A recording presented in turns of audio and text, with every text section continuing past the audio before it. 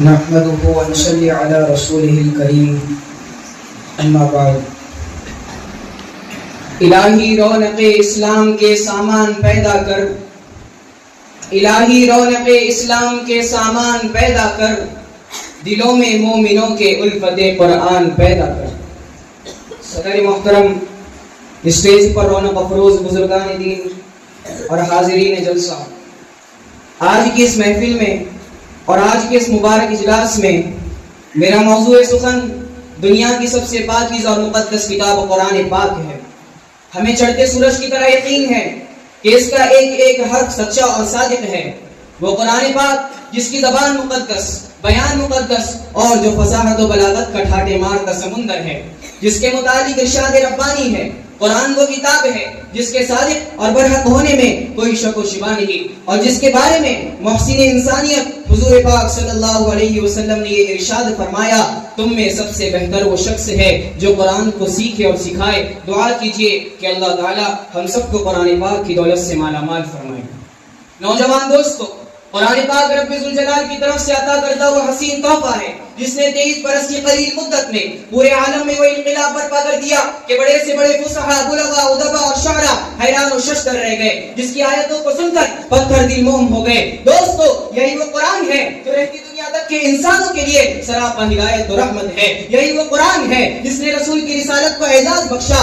ہاں، یہ وہی قرآن ہے جس کی برکت سے جنات و شیاطین کا آسمانوں پر جانا بند ہوا۔ یہی وہ قرآن ہے جس کی برکت سے عزت و رفعت کے شامیانے گڑ گئے۔ یہی وہ قرآن ہے جس کی بدولت محبوب حقیقی کی رضا نصیب ہوتی ہے۔ یہی وہ قرآن ہے جو سچائی اور امانت داری کا درس دیتا ہے۔ یہی وہ قرآن ہے جس کی بدولت عمر فاروق رضی اللہ عنہ کو ایمان نصیب ہوا۔ یہی وہ قرآن ہے جس کی نظیر پیش کرنے سے ساری دنیا عاجز و قاصر رہی۔ یہی وہ قرآن ہے جس کا مثل پیش کرنے سے عرب کے فصیح و بلیغ زبان دانی کا دعویٰ کرنے والوں نے گھٹنے ٹیک دیے۔ یہی وہ قرآن ہے جس نے ضلالت و گمراہی کی زلزل میں پھنسی ہوئی انسانیت کو ہدایت کا پیغام سنایا۔ یہی وہ قرآن ہے جس کی حفاظت کا وعدہ خود خالق کائنات نے فرمایا۔ یہی وہ قرآن ہے جس کی تلاوت میں دلوں کے واسطے فرحت و بشاشت کا سامان ہے۔ یہی وہ قرآن ہے جس نے ذہنی قوتوں کو جلا بخشا۔ یہی وہ قرآن ہے جس کی برکت سے اجڑے چمن میں بہار پیدا ہوئی۔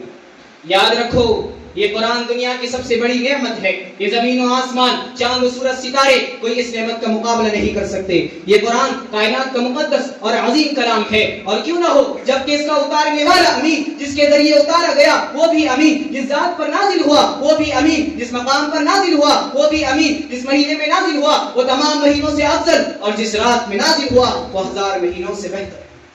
مسلمانوں، قرآن کریم وہ عظیم برکت اور سعادت ہے جو روح خدا بندی ہے، معدن حیات اور سرچشمہ زندگی ہے۔ وہ عرب قوم جو پشتہ پشت سے مردہ چلی آ رہی تھی، دنیا جس کو ذلیل اور حقیر جانتی تھی، کوئی ان کو اونٹ کی مہنگیوں میں کھیلنے والا سمجھتا، کوئی ان کو جوہلائے عرب کا خطاب دیتا، کوئی ان کو جاہلین مکہ کہتا، لیکن جب قرآن آیا تو جن کا نام جوہلائے عرب تھا صحابہ کرام ہو گیا، جن کو نفرت سے یاد کیا جاتا تھا ان کو رضی اللہ عنہم ورضوا عنہ کا اعزاز ملا۔ جس زمانے کا نام جاہلیت تھا اس کا نام خیر القرون ہو گیا۔ وہ مردہ قوم جو کروٹ نہیں لے سکتی تھی، طاقت و قوت سے ایسی لیس ہو گئی جس نے قیصر و کسریٰ کا غرور خاک میں ملا دیا اور بڑی بڑی سلطنتوں اور حکومتوں کا تختہ الٹ دیا۔ دوستو، قرآن آیا تو زمان مکان میں زندگی آئی، قرآن آیا تو عدل و مساوات کا پیغام آیا، قرآن آیا تو مذہب اسلام پھیلا، قرآن آیا تو مردہ قوم زندہ ہوئی، قرآن آیا تو قیصر و کسریٰ کا غرور خاک میں ملا، قرآن آیا تو باطل کے لہراتے جھنڈے ٹوٹ پڑے، قرآن آیا تو انسانوں کے پجاری ایک خدا کے پرستار بنے، قرآن آیا تو گلستان کو بہار حسن عطا ہوا۔ ہاں، مجھے کہہ لینے دیجئے، قرآن آیا تو روشنی آئی، قرآن آیا تو تاریکی کافر ہوئی، قرآن آیا تو عزت و شرافت ملی، قرآن آیا تو دوستو سب کچھ ملا، مگر افسوس صد افسوس ہم نے قرآن کے دامن مقدس کو ترک کر دیا، ہم نے اس کی پاکیزہ تعلیمات کو بھلا دیا۔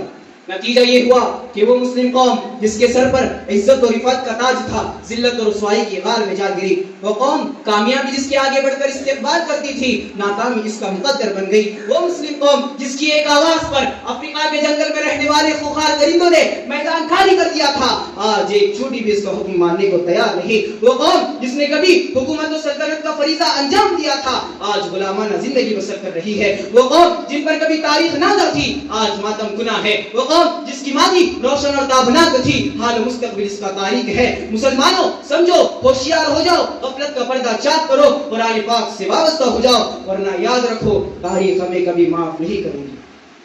حاضرین جلسہ، جانثار صحابہ کرام کے کتب خانے میں قرآن پاک کے علاوہ کوئی کتاب نہ تھی، اسی کو لے کر وہ آگے بڑھے اور کامیابی ان کے قدم چومتی چلی گئی۔ وہ قرآن ہی تھا جس کی برکت سے بدر کے میدان میں 313 نے مکہ کی قسمت پلٹ دی۔ آج ہم کروڑوں میں ہیں مگر دوسری قوم ہم پر سوار ہے، جان ہماری محفوظ نہیں، مال ہمارا محفوظ نہیں، عزت و آبرو سے ہماری کھلواڑ ہے، نہ ہماری مساجد محفوظ ہے، نہ ہمارے مدارس محفوظ ہے، ظلم و ستم کی چکی ہمارے لیے گھوم رہی ہے۔ محترم حضرات، خدا نہ خواستہ آج ہم نے 2 پیسے کے لالچ میں اپنے بچوں کو دین سے دور رکھا اور ہماری نظر اخروی نعمتوں کے بجائے دنیا کی ڈگریوں پر رہی، تو یاد رکھیے خدا کے یہاں جواب دینا ہوگا۔ میں اسی پر اپنی تقریر کو ختم کرتا ہوں۔ دعا کیجئے کہ اللہ تعالیٰ تمام مسلمانوں کو قرآن سیکھنے، سکھانے اور اس پر عمل کرنے کی توفیق نصیب فرمائے۔ آمین۔ وما علینا الا البلاغ۔